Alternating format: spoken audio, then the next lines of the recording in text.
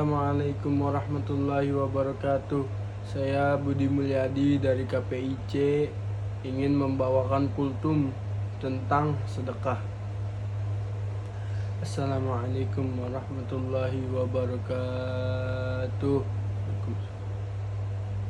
Alhamdulillah, berkat karunia Allah kita semua dapat berkumpul di tempat ini dalam keadaan sehat walafiat, bersamaan dengan Bapak, Ibu, dan teman-teman yang dimuliakan oleh Allah Subhanahu wa Ta'ala. Amin.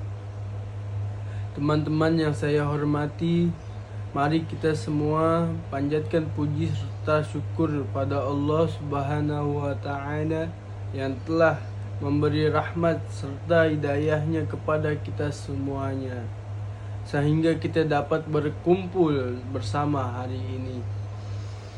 Tidak lupa pula salawat serta salam kita panjatkan kepada junjungan kita baginda alam Sayyiduna Muhammad sallallahu alaihi wasallam.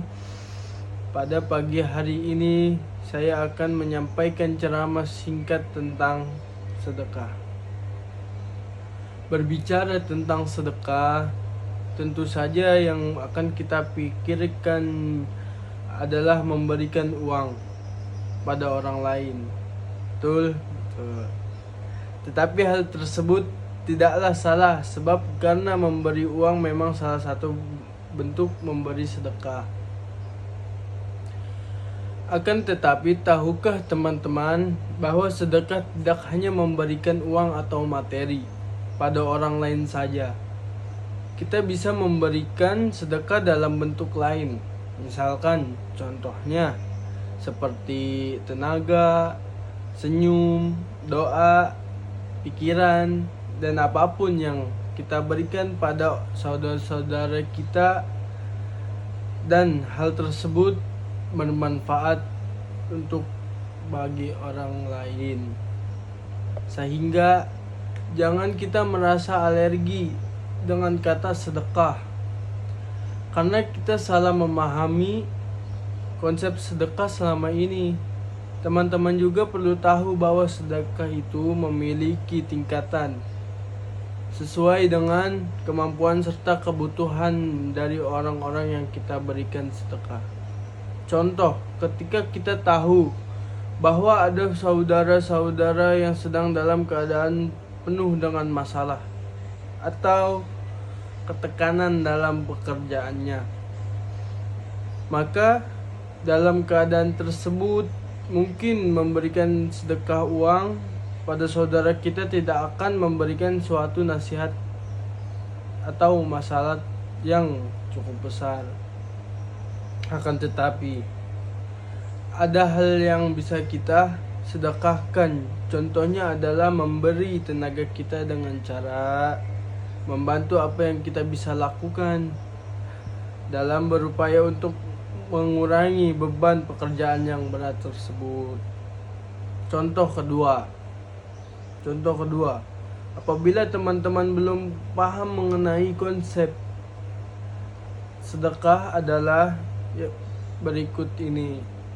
Apabila kita melihat ada saudara yang mengalami banyak masalah sehingga memasang muka musam atau masam, cemberut, tidak ceria, maka bentuk sedekah yang bisa kita berikan adalah memberikan senyuman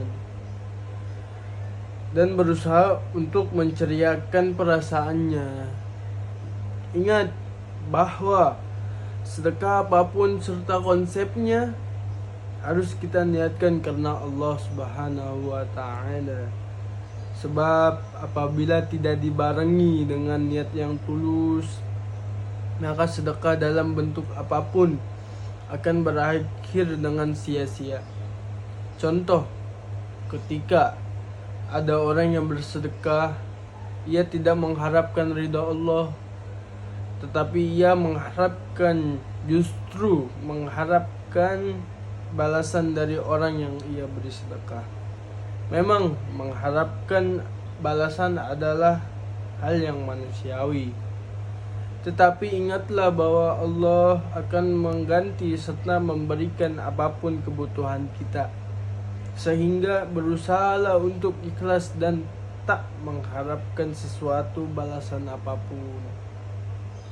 Itu adalah beberapa contoh dari konsep sedekah dan bentuk sedekah yang dapat kita lakukan sesuai kondisi, kemampuan maupun keadaan kita.